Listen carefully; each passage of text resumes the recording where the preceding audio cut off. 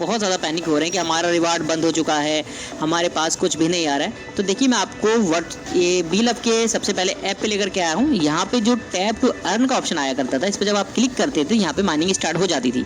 लेकिन अभी फ़िलहाल आपका रिवार्ड्स डिस्ट्रीब्यूशंस कंप्लीटेड हो चुका है। जितना इनको रिवार्ड बांटना था दोस्तों वो बढ़ चुका है। अब किसी के पास रिवार्ड नहीं आएगा। आपको इसके लिए जानकारी मैं दे दूं, अगर आप ऐप पे आते तो यहाँ पे जो एरो है व्हाइट कलर का, जो यहाँ पे हर्ट देखेंगे, इसके नीचे जो एरो आता है इसको जब आप दबाते तो यहाँ पे आप देखेंगे तकरीबन 1000 करोड़ से ज़्यादा लोगों ने स्टैक किया था और 1000 करोड़ से ज़्यादा लोगों ने विड्रॉल भी किया है। ये वो 1000 करोड़ है जो लोगों ने विड्रॉल किया है और ये वो 1000 करोड़ से ज़्यादा जो अब तक लोग विड्रॉल कर चुके हैं, मार्केट के अंदर घूम रहा है, जो लोग एक दूसरे को सेल आउट कर रहे हैं P2P के माध्यम से।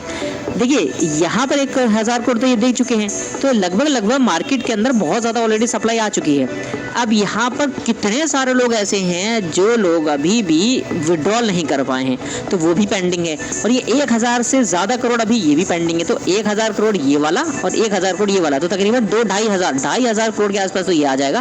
प्लस मैं आपको एक चीज़ और दिखाता हूँ, जब आप स्टैटिक्स पे जाते हैं तो यहाँ पे ऐसे न जाने लाखों लोग ऐसे हैं, जब आप वो विड्रॉल पे क्लिक करते हैं तो यहाँ पे देखेंगे अभी ये तो काउंट ही नहीं हुआ है।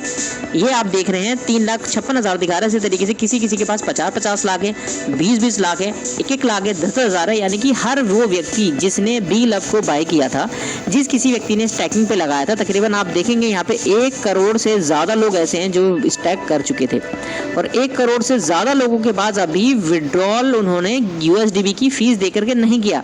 यानी कि अगर ऑल ओवर सारे BLV को देखेंगे तकरीबन 20 बिलियन इनके पास हो जाता है। अब यही रीज़न रहा है कि ये रिवार्ड्स को बंद कर रहे हैं। अब यहाँ पर जो आपके पास ऑप्शन आता है, तो अगर आप देखेंगे टैप टू अर्न को, तो यहाँ पे रिवार्ड डिस्ट्रीब्यूशंस कंप्लीटेड शो कर देता है। अब मेरे बहुत सारे दोस्त ऐसे हैं, बहुत सारे भाई हैं जो ये बोलते हैं ये तो बहुत ज़्यादा गलत किया, ये ऐसा नहीं होना चाहिए था। हालांकि हाँ, ऐसा नहीं होना चाहिए था, बिल्कुल आप सही फरमा रहे हैं। लेकिन अगर ऐसा हो जाता और मार्केट के अंदर सप्लाई ज़्यादा आ जाती तो उससे क्या प्रभाव पड़ता दोस्तों, आप सभी लोगों को पता है। मैं बताता हूँ क्या प्रभाव पड़ता। देखिए अब हम ये जान लेते पहले कि अब होगा क्या। बहुत सारे लोग ऐसे थे जिसने 50 दिन पहले स्टेक किया था। तो जिन लोगों ने दोस्तों 50 दिन पहले अगर स्टेक किया था, तो उनके लिए मैं आपको बता दूं, वो लोगों को क्या करना है, 50 दिन तक जो आया उनके पास वो उनका रह गया प्रॉफिट, वो प्रॉफिट। अब जितना भी उसने स्टैक किया था, जैसे मान लीजिए 10,000 उसने स्टैकिंग करी थी, तो डेली का 100 आ रहा था उसके पास, तो 100 उसके पास आया है, तो 50 दिन तक उसने लिया, उसके पास आ गया 5,000।